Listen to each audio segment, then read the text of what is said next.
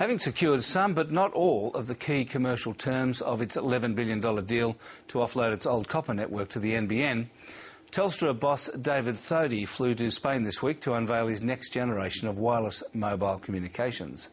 The superfast 4G network will have download speeds similar to the fibre that will be deployed by the NBN and should start operating in capital cities by the end of the year. So is it a threat to the federal government's $35 billion NBN plan? Neil Woolrich reports. We're about to turn on the largest, let me say that again, the largest, most advanced, highest speed 3G broadband network on the planet. 4 years ago, and with much fanfare, Telstra's then Chief Executive, Sol Trujillo, launched the company's bold new venture into the mobile world, the NextG network. But times have changed in the telecommunications business and especially for Telstra. This week, Sol Trujillo's successor, David Thodey, presided over a decidedly low-key affair in faraway Barcelona, where he announced plans for Telstra to launch a 4G mobile network by the end of the year. It will enable real-time, high-definition video calling and with great response times.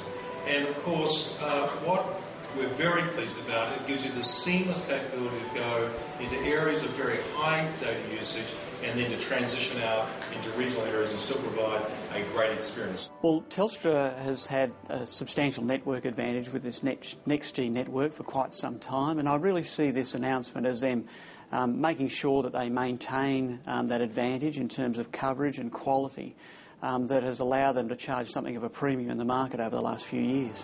Half of Australia's mobiles are now smartphones, which have sparked a surge in data use as people browse the internet or download videos while on the move.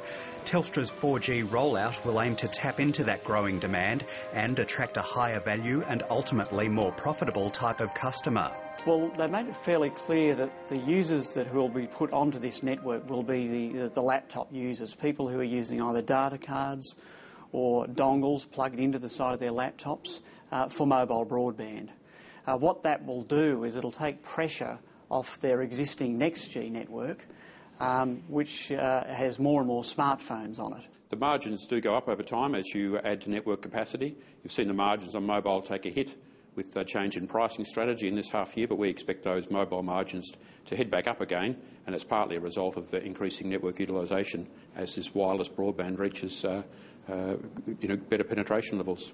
Telstra's plan to beef up its wireless capacity led some to claim the company was launching an assault on the national broadband network, but that was quickly dismissed by both the company and the communications minister. Look, we've always viewed them as completely complementary. We welcome Telstra's announcement. What we want to see is Australians get the best possible experience, the best possible prices, the best possible capacity from their mobile broadband. And 4G is the natural evolution for this. Broadly, we see fixed and mobile broadband as complementary. So we think in most cases people will choose to use both.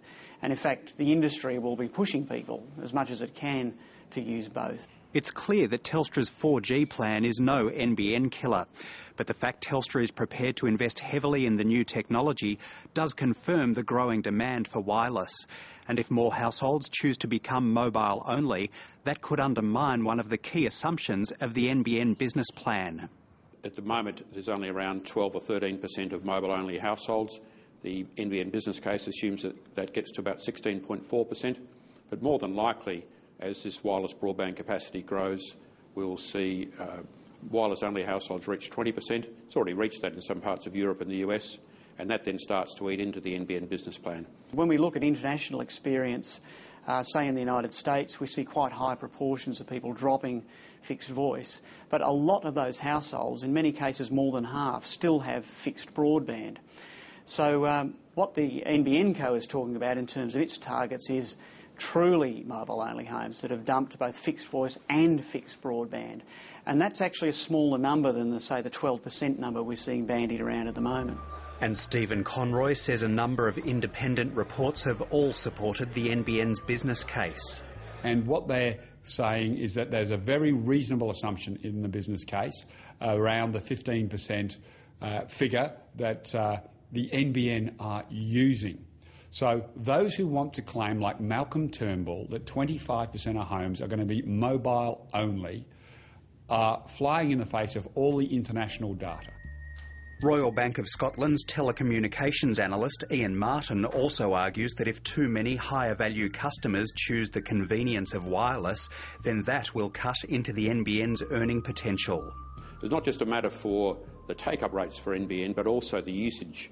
NBN expects to get around 30 to 40% of the revenue ultimately from high-value, high-quality services.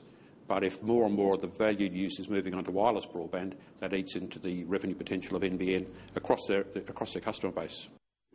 Those risks to revenue were brought into focus this week in a report by the consulting firm Greenhill Caliburn.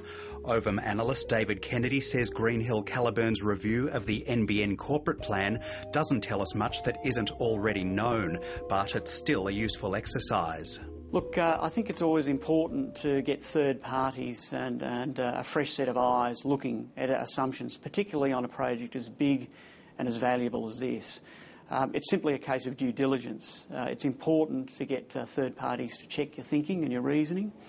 And if they arrive at the same place that you arrived at, well, that's a good thing. It's not a waste of money. It's a simple, basic business prudence. Another consulting firm, Lazard, is working on its own report into the NBN, examining the proposed $13 billion deal with Telstra to migrate customers and infrastructure.